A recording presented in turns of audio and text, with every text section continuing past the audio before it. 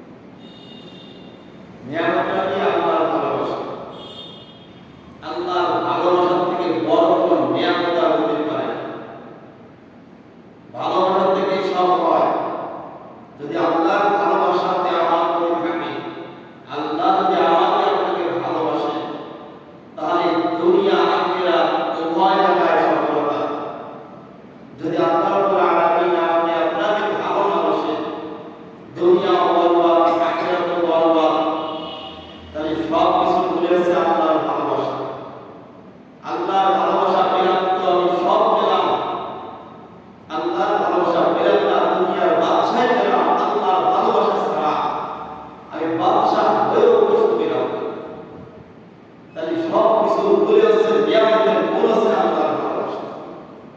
আল্লাহ যাকে ভালোবাসেন তাকে হিদায়াত দান করেন, যাকে ভালোবাসেন তাকে তার গোলামীর জন্য কবুল করেন, যাকে ভালোবাসেন না তাকে ঈমান নামক দৌলত তাকে দান করেন না, যাকে ভালোবাসেন না তাকে তার গোলামীর জন্য কবুল করেন। তাহলে আমাদের যদি আল্লাহ রাব্বুল আলামিন ভালোবাসেন তাহলে আমরা চাইলেও তার গোলামীর জন্য শত চেষ্টা করেও তার ঘর বাঁচতে আসতে পারতাম না। তাহলে সব কিছু করে কি নিয়ামত আছে আল্লাহ ভালোবাসেন। ভালোবাসা পেয়েছি কিন্তু খুশি করে শুকরিয়া আদায় করবো যে আল্লাহ আমাকে কত ভালোবাসেন। যাদেরকে আসার তৌফিক দেন নাই তাদের থেকে আমাদেরকে কত আগায় রাখছেন ভালোবাসার কারণে। এইটাই হচ্ছে বড় নিয়ামত। যদি আপনার ভালোবাসা আমরা অর্জন করে এইভাবে ভালোবাসা নিয়ে যদি কবরে যেতে পারি, কবর আমার জন্য কি হবে? আরামদায়ক ঠিকানা হয়ে যাবে। কারণ কবরটা প্রত্যেক কবরের মঞ্জিল পাড়ি দিয়ে যেতে হয়। দুনিয়া থেকে বিদায় হয়ে কবরের পর্যন্ত ঘাটিয়েছে, মৃত্যুর পর পর্যন্ত ঘাটিয়েছে কবর। এই কবরটা কেউ কারোর জন্য হবে জান্নাত, কারোর জন্য হবে জাহান্নাম। কবরটা 3 হাত 3.5 হাত জায়গা, কারোর জন্য হবে জাহান্নামের একটা গর্ত, কারোর জন্য হবে জান্নাতের বাগিচা। এটা কেন? যাদেরকে আল্লাহ রাব্বুল আলামিন ভালোবেসে আল্লাহর ভালোবাসা অর্জন করে কিন্তু 3.5 হাত মাটির তলে যেতে পারছে, তার জন্য জায়গাটা হবে জান্নাতের বাগিচা। যে কিনা দুনিয়ায় বসে আল্লাহ ভালোবাসা অর্জন করতে পারে নাই, আল্লাহ ভালোবাসা ব্যতীত ঈমান হারাবে, ঈমান ছাড়াই কবরে যাবে, দুনিয়া থেকে বিদায় হবে, ওইটা তার জন্য জাহান্নামের গর্ত হয়ে যাবে, আগুনের শিখা হয়ে যাবে। গর্তের ভিতরে কবরের ভিতরে আগুন জ্বালায় দেওয়া হবে, জাহান্নামের সাথে একটা কানেকশন দেওয়া হবে, সবসময় আগুন জ্বলতেই থাকবে। যার বিগত কয়েকবার আলোচনা করছিলাম, মানুষ দিনের পথে দিনদার হওয়ার পথে অনেক কথা, দিনদার হতে চাইলে হতে পারে না। অনেক কথার মধ্যে আলোচনা করতে করতে আরো অনেক কথা রয়েছে। তার মধ্যে আরেকটা বড় কথা হচ্ছে সম্মানের মোহ। বিগত কয়েকবার বলছি কি দিনদার হওয়ার পথে যতগুলো বাধা, আরো অনেক বাধা আছে। তার মধ্যে আরেকটা বড় মানের বাধা হচ্ছে সম্মানের মোহ। গত সপ্তাহে বলেছিলাম উক্তি মানের মোহ, সম্পদের মোহ, এটাও দিনের জন্য দিনদার হওয়ার পথের বড় একটা বাধা। আর উঠবে যা, এটা হচ্ছে সম্মানের মোহ। এই সম্মানের মোহটা দিনের পথে বড় একটা বাধা হয়ে দাঁড়ায়। এই সম্মানের মোহটা আসে অহংকার থেকে। অহংকার থেকে সম্মানের মোহটা এসে যায়। আল্লাহ সুবহানাহু সম্পদের মোহের কারণে মানুষ কি হয়? গুমরাহী হয়ে যেখানে যায়। আবার সম্মানের মোহের কারণে মানুষ অনেক সময় গুমরাহী হয়ে যায়। আর এই সম্মানের মোহটা আসে কখন? যখন অহংকার ভিতরে বাস করে। অহংকার এমন একটা ভয়ঙ্কর বিপজ্জনক, আমার আমল খেয়ে ফেলে, নেক আমলগুলো অহংকারে খেয়ে ফেলে। যেমন লাকড়ি বস্তু আগুনে থাকে না, এটা ছাই হয়ে ভস্ম হয়ে যায়।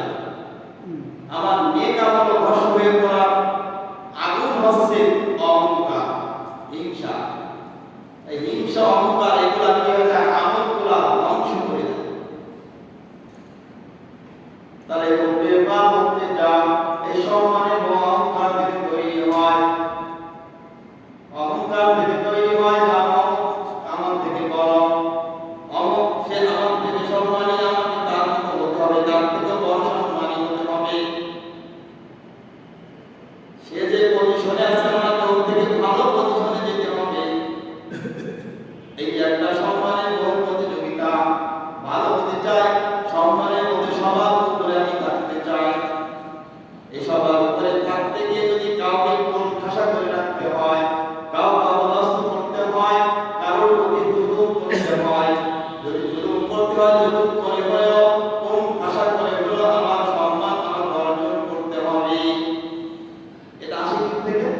অহংকার থেকে, অহংকার যদি না আসতো, হ্যাঁ আমি নিয়ত করছি যে আমি সম্মানের অবস্থান তৈরি করতে পারি, আমি আল্লাহর হুকুম পালন করবো, রাসূলের তরিকায় আমি দুনিয়াটা সাজাই।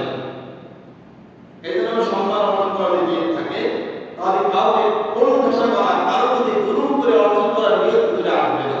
কিন্তু যখনই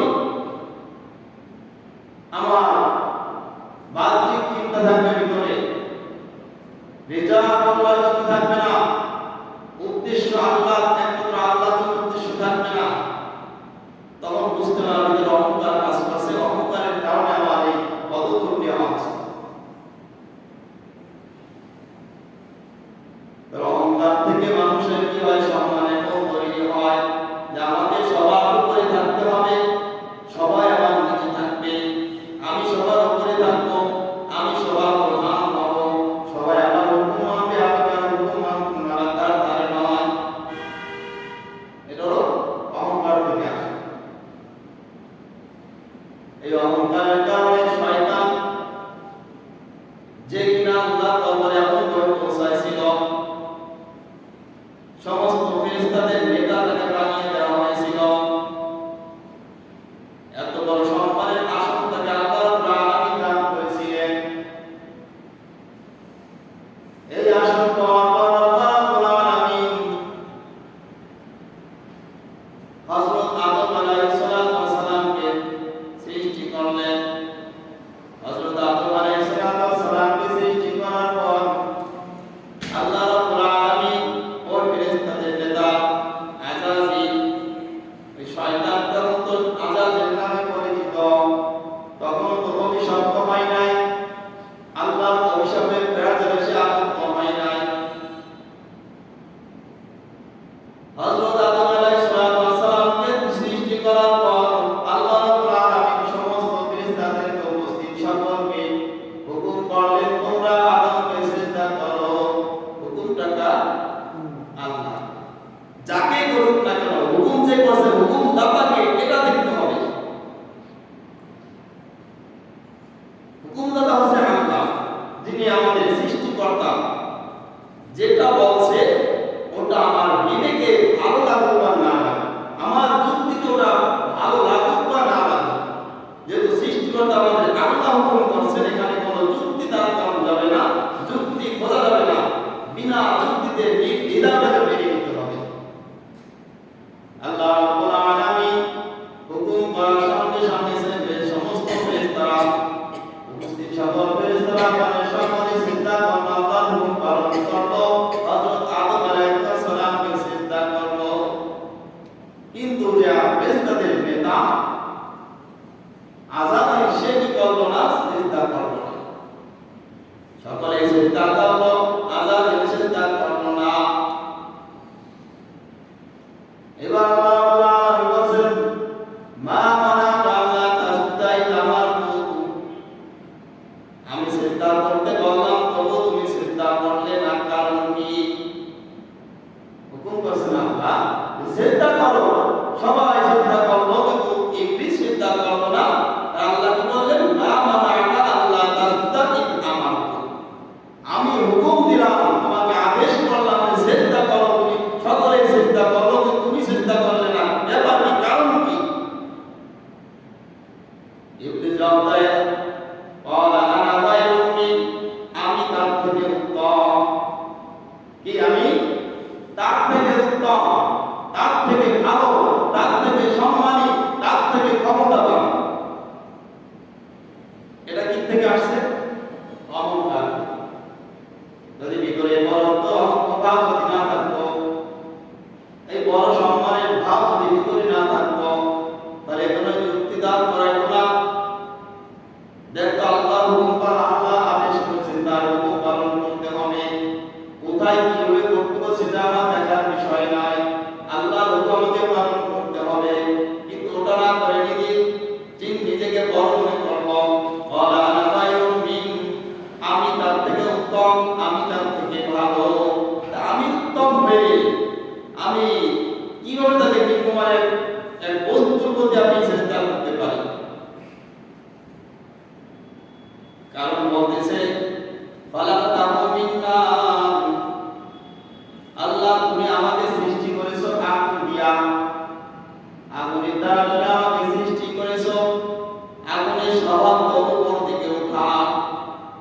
আগুন কি উপলব্ধি করে না? আগুনের স্বভাব উপরে দিক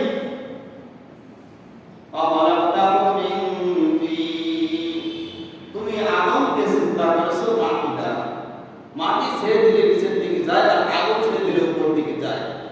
মাটি হচ্ছে নিম্নগতি, আগুন হচ্ছে ঊর্ধ্বগতি। তাহলে আমার ঊর্ধ্বগতি স্বভাব আমার, আমি তো উন্নত গতি, তাহলে আমি কিভাবে ঊর্ধ্বগতি হয়ে নিম্নগতির একটা বস্তুর প্রতি চিন্তা করতে পারি? আল্লাহ রাব্বুল আলামিন যে হুকুম করলো, হুকুমের বিরোধিতা করে হুকুমকে অমান্য করে যুক্তি পেশ করলো। এই যুক্তি পেশ করার কারণে আল্লাহ তাআলা তাকে অভিশপ্ত করলেন।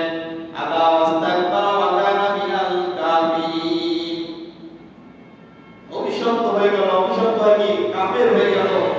যে কিনা ফেরেশতাদের নেতা ছিল সেখান থেকে একবারে বরবাদ হয়ে গেল, সব ধ্বংস হয়ে গেল, সে চিরতরে কি হয়ে গেল? অভিশপ্ত হয়ে গেল। তাই কবি বলেন তাকাব্বুর আযাজিলরা, তাকাব্বুর আযাজিলরা ফারকাত ওয়া জিন্দানে লানত গিরফতারে কাদ কাসরাকি খাসলাত তাকাব্বুর বুয়াদ সারসবুর গুর রাহাত তাসাম্মির বুয়াদ তাকাব্বুর বুয়াদ মা ইয়াহমাদ পুরি তাকাব্বুর বুয়াদ আসলে বাদ গওহারি। তাকাব্বুর অহংকার তোমাকে অপদস্থ করেছে, অভিশাপের জেলখানায় তোমাকে আবদ্ধ করা হয়েছে। অহংকার করার স্বভাবে পরিণত হয়েছে, তার মাথা সম্পূর্ণ বাজে ধারণায় ভরপুর। অহংকার পতনের প্রতি, সেই অহংকার বদ স্বভাবের মূল। অহংকার বদ স্বভাবের মূল। তাহলে এত বড় সম্মানের থেকে একবার ধ্বংস হয়ে গেল একটাই মাত্র কারণ, অহংকার। এজন্য অহংকার থেকে বড়ত্ব এসে যায়, বড়ত্ব এসে যায়। এই বড়ত্ব ভাব এসব আসার কারণে আবা ওয়াস্তাকবারা ওয়া কানা মিনাল কাফিরিন, এই বড়ত্ব ভাব তার মধ্যে আসার কারণে সে আল্লাহর হুকুম পালন করলো না, আল্লাহর হুকুম সে হুকুমে সে চিন্তা করলো না। ফলে সে কি হয়ে গেল? ধ্বংস হয়ে গেল, কাফির হয়ে গেল। তবে বড়ত্ব সম্মান অর্জন করা দর্শনীয় নয়।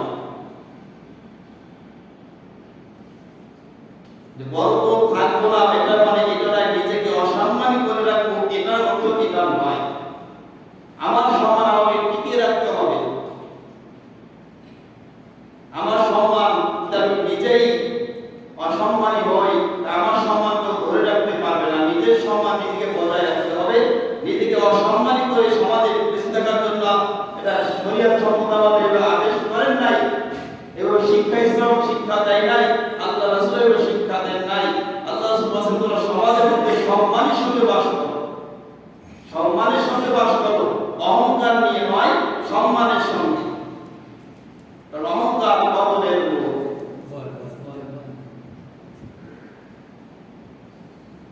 অহংকার করা যাবে না। অহংকার করে বসবাস, অহংকার করলে সব আমল বরবাদ হয়ে যাবে। যে আল্লাহ রাসূল সাল্লাল্লাহু আলাইহি ওয়াসাল্লাম বলেন লা ইয়ানবাগি লিল মুমিনিন আইয়ুদিল্লা নাফসা, তোমরা এমন কোন কাজ করবে না যে কাজের দ্বারা তোমরা সমাজের মধ্যে অসম্মানী হয়ে যাও। এমন কোন কাজ করো না যে কাজটা সমাজের মধ্যে তুমি অসম্মানী ব্যক্তিতে পরিণত হয়ে যাও। নিয়ত তো সবাই একটু আল্লাহর জন্য করবা, যে কোনো কাজ আল্লাহর জন্য করবা। তুমি বাহ্যিক শুধু এমন কোনো কাজ করো না যে কাজটা সমাজের কাছে অপরাধী, যে কাজটা করলে তুমি সমাজে ন্যায়সম্মতভাবে শরীয়ত সম্মত তুমি কি হয়ে যাও? অসম্মানী হয়ে যাও। এমন কোনো কাজ তুমি সমাজে করো। এবং আল্লাহ রাসূল সাল্লাল্লাহু আলাইহি ওয়াসাল্লাম মসজিদে নববীতে ইতিকাফে বসেন। মসজিদে নববীর আশপাশে নিকটে হযরত রাসূল কারীম সাল্লাল্লাহু আলাইহি ওয়াসাল্লামের বিবিদের ঘর। মসজিদের পাশে নিকটে আল্লাহ রাসূলের বিবিদের ঘর ছিল। মসজিদে যাওয়ার দিকে আমি বসা অবস্থায় এক সময় একা কবি আসতো সময় সুযোগ বুঝে রাত্রিবেলা এসে আল্লাহ রাসূলের সেবা যত্ন করার জন্য, যেমন মাথা আশ্রয় দেওয়ার জন্য, তেল লাগিয়ে দেওয়ার জন্য, এমন কিছু সেবা যত্ন করার জন্য আল্লাহ রাসূলের কাছে আসতো। রাত্রিবেলা যখন মানুষ মসজিদে আসতো না, নামাজ পড়ে চলে যেত সবাই, ওই সুযোগে এসে আল্লাহ রাসূলের খিদমতের জন্য তার বিবিরা একজন করে গিয়ে এক সময় আসতো। এইভাবে আল্লাহ রাসূলের চুয়াশি দেওয়ার জন্য তার বিবি হযরত হাফসা রাদিয়াল্লাহু তাআলা আনহা মসজিদে নববীতে আসছেন। আল্লাহ রাসূল দেখা করছেন, তার খিদমতের জন্য তার স্ত্রী এসেছেন। এই স্ত্রী আসার পর ওই ঘরে থাকা অবস্থায় দুজন সাহাবী মসজিদের বাড়িতে যাচ্ছিলেন। আল্লাহ রাসূলকে সালাম দিলেন, সালামের জবাব আল্লাহ রাসূল সালামের জবাব দিলেন। সাহাবী দুজন সালাম দিয়ে সামনে অগ্রসর হয়ে চলে গেল। আল্লাহ রাসূল সাল্লাল্লাহু আলাইহি ওয়াসাল্লাম সাহাবী দুজনকে ডেকে আর কাছে আনলেন, বললেন, কাছে ডেকে আনে তাদেরকে বললেন, ওখানে ভিতরে যে আছে সে এক অন্য কোনো মহিলা নয়, তিনি হচ্ছেন আমার স্ত্রী হাফসা। সাহাবীদের দুজনকে ডেকে কি বললেন, যে মসজিদের সঙ্গে আমি কথা বলতেছিলাম, যে একজন নারী ভিতরে আছে, তা অন্য কোনো নারী নয়, তা আমার স্ত্রী হাফসা। এবার সাহাবী দুজন বুঝতে পারছেন যে হয়তো আল্লাহ রাসূল আমাদেরকে দেখে মনে করছেন আমরা সন্দেহ করতে পারি, এই জন্য আমাদেরকে বলে বলছেন তার স্ত্রীর নাম। সাহাবী দুজন বলছে, ইয়া রাসূলুল্লাহ, আমরা কি কখনো আপনাকে সন্দেহ করতে পারি? আপনাকে এত ভালোবাসি, এত মহব্বত করি, কখনো সন্দেহ করতে পারি না। সাহাবীরা কি বলছে, ইয়া রাসূল, আপনি মনে করছেন আমরা সন্দেহ করছি, কিন্তু আসলে না, কখনো আপনার মধ্যে কোনো সন্দেহ আসতে পারে না। আমরা আপনাকে অনেক ভালোবাসি। কেমন ভালোবাসা? একবার ওমর রাদিয়াল্লাহু তাআলা আল্লাহ রাসূল বলেছেন, ইয়া রাসূলুল্লাহ, আমি আপনাকে ভালোবাসি। নামাজ বলেন, ভালোবাসো তো। কেমন ভালোবাসো? তোমার স্ত্রী, সন্তান এবং তোমার নিজের জানের থেকে বেশি ভালোবাসো। এবার নিজেকে যে মোরাবা চিন্তা করে দেখো, আমি কি আমার স্ত্রী, পরিবার, সন্তান নিজের মতো অথবা আমার নিজের থেকে কি রাসূলকে বেশি ভালোবাসি কিনা? মন থেকে সাক্ষ্য দিল না, অত ভালোবাসা এখনো হয়ে পারে নাই। বলছেন, না আল্লাহ রাসূল, না, এত ভালো এখনো বাসি পাই না, ভালোবাসি কিন্তু নিজের থেকে নয়। আল্লাহ রাসূল সাল্লাল্লাহু আলাইহি ওয়াসাল্লাম বলেছেন, যতক্ষণ না তুমি তোমার পরিবার, তোমার সম্পদ, তোমার এমনকি তোমার নিজের জানের থেকে বেশি আমাকে না ভালোবাসবা, ততক্ষণ প্রকৃত মুমিন হতে পারবে না। আল্লাহ রাসূলকে ভালোবাসতে হয় সন্তান, সম্পদ এমনকি নিজের থেকেও বেশি ভালোবাসতে হবে, তার কাছে ভালোবাসা। সাহাবীরা এইভাবে আল্লাহ রাসূলকে ভালোবাসতেন।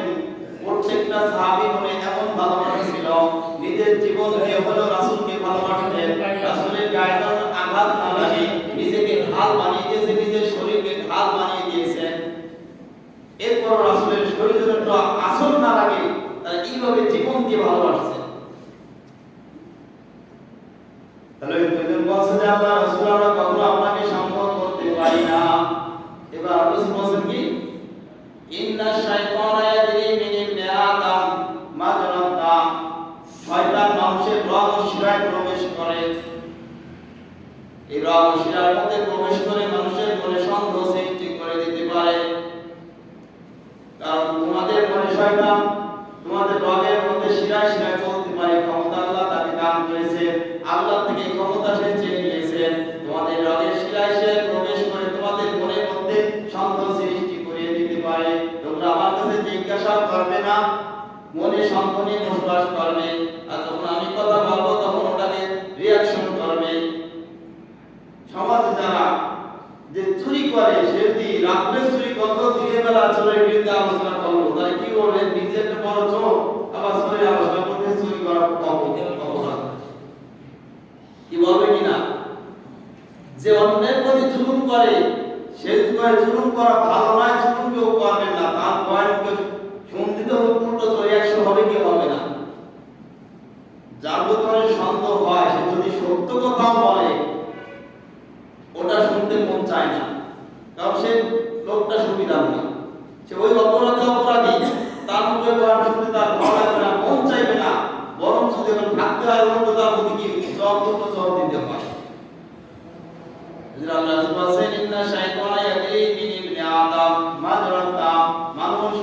মানুষের রহস্যায় শয়তান প্রবেশ করে তোমাদের মনে সন্দেহ সৃষ্টি করে দিতে পারে। এই জন্য আল্লাহ রাসূল সাল্লাল্লাহু আলাইহি ওয়াসাল্লাম দুজনকে ডেকে এনে তাদেরকে করে বলেন, ওই মহিলা যে যাকে তোমরা মনে করছো ভিতরে এক নারী রয়েছে, যার সঙ্গে কথা হইতেছে আমার অন্য কোনো নারী নয়, তিনি হচ্ছেন আমার স্ত্রী হাফসা, আমার স্ত্রী হাফসা। এইভাবে সম্মান নিজেকে এমন যারা সম্মানী রাষ্ট্রীয়ভাবে সমাজের মধ্যে যারা কাজ করে, সমাজ সেবা হিসেবে অনেক যারা কাজ করে, যারা যেভাবে সমাজের মধ্যে যারা সেবামূলক কাজ করে, সমাজের পরিচালক যারা, আলেম সমাজ যারা, তাদের এমন কোনো কাজ করা যাবে না, এমন কোনো কাজ করা ঠিক নয় যে কাজটা করলে সে সমাজের মধ্যে সম্মানী হয়ে যায়। যারা সমাজ পরিচালনা করে, যারা সমাজের বিশিষ্ট ব্যক্তিরা, আলেম সমাজ যারা, তাদেরকে সবাই নিঃস্বার্থভাবে ভালোবাসে, এদের কেমন কোনো কাজ করা যাবে না যে কাজ দ্বারা মানুষের কাছে হেয় হয়ে যায়, সমাজের মধ্যে সে অসম্মানী হয়ে যায়। আর অসম্মানী যে সমাজের মধ্যে হয়ে যায়, তার কথা কেউ মনোযোগ দিয়ে সেইভাবে শুনে না, আন্তরিকতা দিয়ে অন্তরে কান দিয়ে শুনে না। তাহলে যদি দিনের পথে যদি আমাকে আল্লাহর হুকুম রাসূলের তরিকাতে চলতে হয়, আল্লাহ রাসূলের বাণী বাল্লিগু আন্নী ওয়ালাউ আয়া, একটা বাণী হলো অন্যের নিকট পৌঁছায় দাও, অথবা অন্যের নিকট আল্লাহ রাসূলের বাণী পৌঁছাইতে হয়, তাহলে আমাকে তো আগে সাচ্চা থাকতে হবে, ঠিক কি না? আমাকে নিজেকে শুদ্ধ থাকতে হবে। যদি আমি নিজে অশুদ্ধ হয়ে যাই, যত আমি কোরআনের আলোচনা হাদিসের আলোচনা করি না কেন, এই আলোচনা কেউ শুনতেও চাইবে না, শুনলেও আন্তরিকতা থাকবে না, শুধু কান দিয়ে শুনবে। যেমন ইমাম বুখারী রাহমাতুল্লাহি আলাইহি শিক্ষা করার জন্য সফরে বের হলেন, রওনা হইলেন। এখনকার সময় মতো নয়, এখনকার সময় মতো আগে হেলিকপ্টার, প্লেন ছিল না, যানবাহন ছিল না। আগের যুগে তো চলাফেরা ছিল কি জাহাজে করিয়া, ঠিক কি না? হেলিকপ্টার, প্লেন, যে যানবাহন গাড়ি ঘোড়া যা কিছু হয়েছে তো অনেক পূর্বে ছিল না। শত শত বছর আগে কি, হাজার বছর আগে এগুলোর কোনো অস্তিত্ব ছিল না, ছিল না। ইমাম বুখারী রাহমাতুল্লাহি আলাইহি শিক্ষা করার জন্য, শিক্ষা অর্জন করার জন্য বাড়ি থেকে বের হলেন, অনেক দূরের পথ, জাহাজে করে বের হলেন। জাহাজের মধ্যে অনেকের সঙ্গে তার আলোচনা হলো, সাক্ষাৎ হলো, অনেকের সঙ্গে পরিচয় পরিচিতি হলো। মানুষ যখন চলাচল করে, গাড়িতে যাক, জাহাজে যাক, প্লেনে যাক, এই চলাচল পথে মানুষ পরিচিত না হলেও কথা বলতে বলতে এক পর্যায়ে কি সম্পর্ক হয়ে যায়, পরিচিত হয়ে যায়, ঠিক কিনা? অনেক সব কথা হয়, সবার সঙ্গে সম্পর্ক আন্তরিকতা হয় না, আবার কারো কারোর সঙ্গে আন্তরিকতা সম্পর্ক হয়ে যায়। এইভাবে ইমাম বুখারী রাহমাতুল্লাহি আলাইহি অনেক দূরের সফরে রওনা করলেন শিক্ষা অর্জন করার জন্য। সঙ্গে 1000 দিরহাম সঙ্গে নিয়ে রওনা করলো। 1000 স্বর্ণমুদ্রা, 1000 কি স্বর্ণমুদ্রা নিয়ে শিক্ষা অর্জন করার জন্য কি রওনা করছে বাড়ি থেকে। এভাবে জাহাজের মধ্যে কথোপকথন হতে হতে তার সঙ্গে আলোচনা করতে করতে এক পর্যায়ে আলোচনা হলো যে আমি শিক্ষা করার জন্য আমি বাইরে থেকে বের হয়েছি, রওনা হয়েছি শিক্ষা করার জন্য। যেহেতু দূরের পথে যাইতেছ, কত কেমন কি অর্থ সংগ্রহ করেছ? বলছে আমি সংগ্রহ করেছি 1000 স্বর্ণ মুদ্রা নিয়ে আমি রওনা করেছি। কত? 1000 স্বর্ণ মুদ্রা। তখনকার যুগে 1000 স্বর্ণ মুদ্রা এখন তো লাখের উপরে পার হয়ে যাবে, লাখের উপরে পার হয়ে যাবে। তখনকার কথা, আরে হাজার বছরের বেশি আগে কথা, আজকের কথা যদি 50-100 বছর আগে 5 টাকা আর এখন 5 টাকা দাম কি সমান আছে? আকাশ পাতাল ব্যবধান। সেই যুগের 1000 স্বর্ণ মুদ্রা নিয়ে শিক্ষা অর্জনের জন্য বের হলো। আলোচনা করতে করতে যখন জাহাজের মধ্যে আপনাদের সঙ্গে আলোচনা করলো, তার নিয়তটা হয়ে গেল পরিবর্তন। তার মনের মধ্যে শয়তান একটা কুচিন্তা ঢুকিয়ে দিল। এই যে আলোচনা করছে যে আমি শিক্ষা করার জন্য যাইতেছি 1000 স্বর্ণ মুদ্রা সঙ্গে নিয়ে। এবার তার কাছে বলছে, তার মনের মধ্যে একটা শয়তান কি করছে, চিন্তা ঢুকাই দিছে, এই সম্পত্তি মালিক কেমনে পাওয়া যায়। শয়তান মনের মধ্যে পরামর্শ দিল, চিন্তা উদয় করিয়া দিল, সম্পদের মালিককে ভাই আমাকে একটা কৌশল অবলম্বন করতে হবে, যে কৌশল অবলম্বন করলে ওই সম্পদের মালিক অটোমেটিক আমি হয়ে যাব, আমার নিজের হাতে ওটা অর্জন করতে হবে না, সকলে খোঁজ করে এনে আমার হাতে ধরিয়ে দিবি। কৌশলটা চিন্তা করলো, কাজে লাগাই।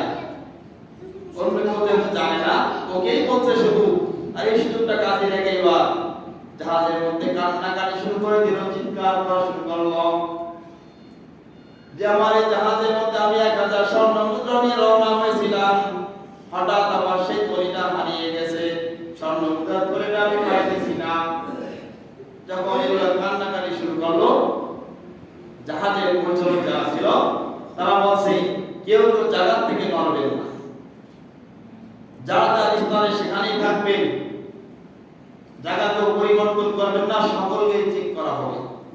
যার কাছে 1000 স্বর্ণ মুদ্রা ধরে পাওয়া যাবে, অল্প সেই চোর হবে, তার থেকে মাল নিয়ে আসল মালিককে পৌঁছায় দেওয়া হবে। এবার জাহাজে কত মানুষ, অনেক মানুষ এক সাইডে চেক করতে করতে করতে আসতেছে, চেক করতে করতে আসার সঙ্গে সঙ্গে যে মুহূর্তে ইমাম বুখারী রাহমাতুল্লাহির কাছে আসলো, চোরের ভয়ে আনন্দের কোনো শেষ নাই, এখন এই সম্পদের মালিক আমি হয়েই যাব। কারণ কেউ কাছে এই পরিমাণ পাই নাই, 1000 পরিমাণ কারো কাছে পাই নাই, আর এই কাছে আপনি যখনই খুঁজবে পাইবে, ওটা তো আমারই হয়ে যাবে। আর ওটা কাউকে বলে নাই, কেউ জানে না যে সে 1000 নিয়ে আসছে। এবার যখন ইমাম বুখারী রাহমাতুল্লাহির কাছে যখন তাকে তল্লাশি করা হলো, খোঁজা শুরু হয়ে গেল, শরীরের সব জায়গা তল্লাশি করার পর একটা স্বর্ণ মুদ্রাও খুঁজে পেল না, একটা স্বর্ণ মুদ্রাও খুঁজে পেল না। তাকেও খুঁজে খুঁজে সমস্ত জাহাজ সকলকে খোঁজা হলো, কেউ কাছে 1000 স্বর্ণ মুদ্রা খুঁজে পেল না, আর ইমাম বুখারী রাহমাতুল্লাহির কাছে একটি স্বর্ণ মুদ্রাও খুঁজে পেল না। এবার চলে অবাক, কি কৌশল করলাম, এত ব্যর্থ হয়ে গেলাম, কান্না করাটা আমার ভাব হাত হয়ে গেল, কান্নাটা কাজে লাগলো না, যে কষ্ট করে চিৎকার মারলাম, কান্না অভিনয় করলাম, এটাও আমার বৃথা হয়ে গেল। এবার বুঝতে বুঝতে সবাই যখন চলে গেল, খোঁজা বন্ধ হয়ে গেল, মাল খুঁজে পেল না, সবাই যার যার স্থানে দিল। এমন সময় চোর আবার বলল, ভাই তুমি তোমার যে 1000 স্বর্ণ মুদ্রা এটা কোথায় গেল? কথা বুঝছেন নি যে তোমার যেটা ছিল আমার নাই হারিয়ে গেছে, আমারটা আমি পাই নাই, তোমার যেটা ছিল সেটাও তো বুঝতে পারলো না, তোমারটা কি করলাম? এবার ইমাম বুখারী কয়, যখন তল্লাশি শুরু করছে, যদিও মালটা আমার হালাল মাল, নিজের মাল, এর মধ্যে কোনো সন্দেহ না, আল্লাহই জানে, আল্লাহই সাক্ষী, কিন্তু এখন এই আমার মালের যদি আমি লোভ করি, আমার মাল আমি কেন দিব, আমার মাল আমি কেন হাতছাড়া করবো, চাইলে কি দিতে হবে না? এই চিন্তা করে যদি গাত্রে করে পকেটে রাখতো, তাই অবশ্যই তার কাছে যখন পাওয়া করে দেখতে 1000, সে না চাইলেও সমাজের প্রতি অসম্মানিত একটা চোর হিসেবে সাব্যস্ত হইত, আর মালটা হাতছাড়া হয়ে যেত। যখন মানুষ তল্লাশি নাবিকরা যখন আমার কাছে তালাশ করতে করতে আমার নিকটে আসার পূর্বে আমি সকলে চোখের অগোচরে, চোখের আড়ালে আমি এটা সমুদ্রের মধ্যে ফেলে দিয়েছি। কেন ফেলে দিলাম? আমি রাসূলের উম্মত, রাসূলের খাঁটি উম্মত, আমি রাসূলের আল্লাহর মানব, রাসূলের তরিকা আদায় করব, তরিকা অনুযায়ী জীবন সাজাবো। আল্লাহ রাসূল বলেন, বাল্লিগু আন্নী ওয়ালাউ আয়া, আমার পক্ষ থেকে একটি বাণী তোমার কাছে যায়, এটা আবার অন্যের উম্মতের কাছে পৌঁছে দেওয়া তোমার দায়িত্ব, এটা আখির নবীর উম্মতের দায়িত্ব। এবং এই দায়িত্ব যদি পালন করতে হয়, আমাকে স্বচ্ছ থাকতে হবে। আমি যদি ভেজাল থেকে যাওয়া মানুষ যদি স্বচ্ছ মনে না করে, মানুষ যদি আমাকে সম্মান না করে, তাহলে আমি এই আল্লাহ রাসূলের যে বাণীটা আমি পৌঁছাতে পারবো না। এই চিন্তা করে যে আমার মাল যাই যা, অসম্মান হতে হবে না, সমাজের মধ্যে আমি অসম্মানে পারবো না, এই চিন্তা করে আমি আমার সম্পদ, বিদেশ সম্পদ সমুদ্রের মধ্যে ফেলে দিলাম, সকলের চোখের আড়ালে। এই জন্য সম্মান অসম্মানী হওয়া চাও, এটা আল্লাহ রাসূল সাল্লাল্লাহু আলাইহি ওয়াসাল্লাম বলেছেন, তোমরা এমন কোনো কাজ করবে না যাতে সমাজের মধ্যে অসম্মানী হয়ে যাও। লা ইয়ানবাগি লিল মুমিনিনা ইউযিল্লা নাফসা, এমন কোনো কাজ করবে না সমাজের মধ্যে তুমি অসম্মানী হয়ে যাও। যাও, তাহলে সম্মান অর্জন করতে হবে, সম্মানের সঙ্গে জীবন যাপন করতে হবে, ঈমানের সাথে সম্মানের সঙ্গে জীবন যাপন করতে হবে। এই সম্মান অর্জন করার উদ্দেশ্য থাকবে একমাত্র আল্লাহর রেজামন্দি। কিসের? আল্লাহর রেজামন্দি। এনে সম্মানের লোক কারা? খালি বললেই তো হবে না আমি সম্মানী, আমি চুরি করি না, ডাকাতি করি না, নামাজ পড়ি না, রাকাত দেই না, তা আমি সম্মানী বলতেই হয়ে যাবে? এটা আল্লাহ রাব্বুল আলামিন কোরআন বলেছেন, ইন্না আক্রামাকুম ইনদাল্লাহি আতকাকুম। সমাজের মধ্যে সম্মানী ওই ব্যক্তি যে যত বেশি পরহেজগার দিনদার সেই তত সম্মানী। যার মধ্যে যত দিনদারি পরহেজগারি রয়েছে সে তত বেশি সম্মানী। খালি ভদ্রভাবে ভদ্র পোশাক পরলেই হবে না, ভদ্রের ডিগ্রি অর্জন করলেই চলবে না। আল্লাহ বলে দিয়েছেন যে কে ভদ্র, কে সম্মানী আর কে অসম্মানী। ইন্না আক্রামাকুম ইনদাল্লাহি আতকাকুম। যার মধ্যে দিনদারি বেশি, যার মধ্যে পরহেজগারি বেশি, সেই সমাজের মধ্যে সম্মানী। সে টাকা পয়সা না থাকুক, ক্ষমতাদার না থাকুক, ক্ষমতাহীন, টাকা পয়সা নাই, ভিখারি হোক, কিন্তু তার মধ্যে দিনদারি পরহেজগারি পরিপূর্ণ, সেই সমাজের মধ্যে সম্মানী। তাকে মানি বা না মানি, না আল্লাহই তার সম্মান দিয়েছে। তাহলে সম্মানের ব্যক্তি আল্লাহ তাআলা বলেন, ইন্না আক্রামাকুম ইনদাল্লাহি আতকাকুম। আর আল্লাহ রাসূল সাল্লাল্লাহু আলাইহি ওয়াসাল্লাম বলেন, খায়রুকুম মান তাআল্লামাল কুরআনা ওয়া আল্লামা। তোমাদের মধ্যে সর্বোত্তম ওই ব্যক্তি যে নিজের কোরআন শরীফ শিক্ষা দেয় এবং অন্যকে শিক্ষা দেয়, যে নিজে কোরআন হাদিসের জ্ঞান অর্জন করেছে, অন্যদেরকে কোরআন হাদিসের জ্ঞান প্রসার ঘটাইতেছে, সেই উত্তম। এই বিবেচনা প্রয়োজনের মধ্যে কতটুকু সমাজের মধ্যে আছে সকলেই যারা আল্লাহ হিসাব করে দেখেন যে সম্মান আল্লাহ বলছেন কে সম্মানী, ইন্না আক্রামাকুম ইনদাল্লাহি আতকাকুম। আর আল্লাহ সুবহানাহু খায়রুকুম মান তাআল্লামাল কুরআনা ওয়া আল্লামা। সমাজের মধ্যে ওই শ্রেষ্ঠ যে কোরআন শিক্ষা করে এবং শিক্ষা দেয়, তাদের সম্মান এবং কোথায়? তাই তো নিম্নমানের মনে হয়।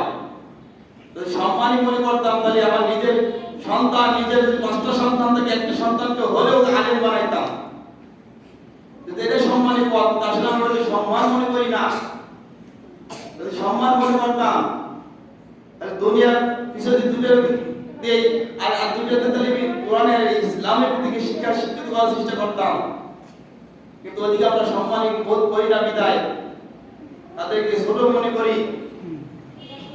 যারা সম্মান পাওয়ার কথা, আল্লাহর হুকুম, আল্লাহ যাদেরকে সম্মান করছে, আল্লাহ রাসূল তাদেরকে উত্তম বলছে, তাদের যদি আমরা সম্মান মনে করতাম, উত্তম মনে করতাম, তাহলে আমাদের প্রতিটা ঘরে ঘরে একজন সম্মানী লোক তৈরি করতাম।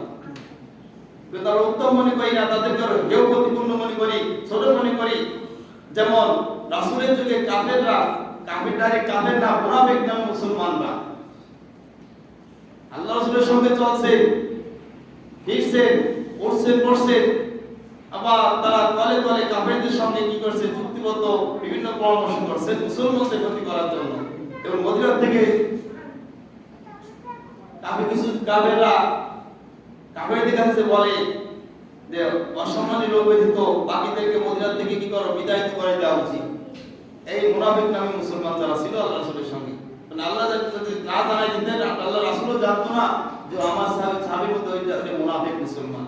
আল্লাহ রাসূল জানতো না, আল্লাহ রাসূল যদি আল্লাহ না জানাইতেন। ওটা এক সাহাবী মারা গেছেন, আল্লাহ রাসূল জানার জন্য আল্লাহ ডাইরেক্ট কিছু করছেন, হে রাসূল তার জানাজা আপনি যেন না। কেন? সে ছিল মুসলমান না, সে ছিল মুনাফিক।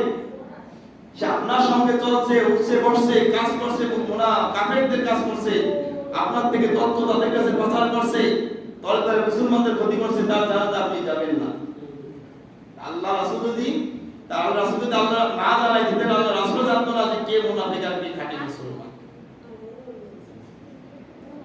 এজন্য ওই মদিনা থেকে ওই কাফেরদের সাথে যে বলে যে হেয় প্রতিপন্ন লোক যারা আছে তাদেরকে মদিনা থেকে বাইর করে দিতে হবে। হেয় প্রতিপন্ন কাদেরকে মনে করছেন? যারা আল্লাহ রাসূলের প্রতি ঈমান এনেছেন, সাহাবা আজমাইনদেরকে তারা হেয় প্রতিপন্ন মনে করত, তাদেরকে অসম্মানী মনে করত, তাদেরকে মদিনা থেকে বাইর করে দেওয়া আলোচনা পরামর্শ কাফেরদেরকে দেওয়া হতো। এইভাবে মুনাফিক মুসলমান যারা আছে, আল্লাহ তাই বলেন, লাই রজানা ইলাল মাদিনাতি লা ইয়াখরুজুনা আল-আজ মিনাল আযা। সূরা মুনাফিকের মধ্যে এটা তুলে ধরছে যে তারা এইভাবে মুনাফিক করত, মুসলমানদের ক্ষতি করত। এজন্য এই সম্মানের মুখ এটাও আসে কি অহংকার থেকে। আল্লাহ রাব্বুল আলামিন আমাদের সকলকে যেন এই হিংসা অহংকার থেকে আমাদেরকে যেন হেফাজত রাখে।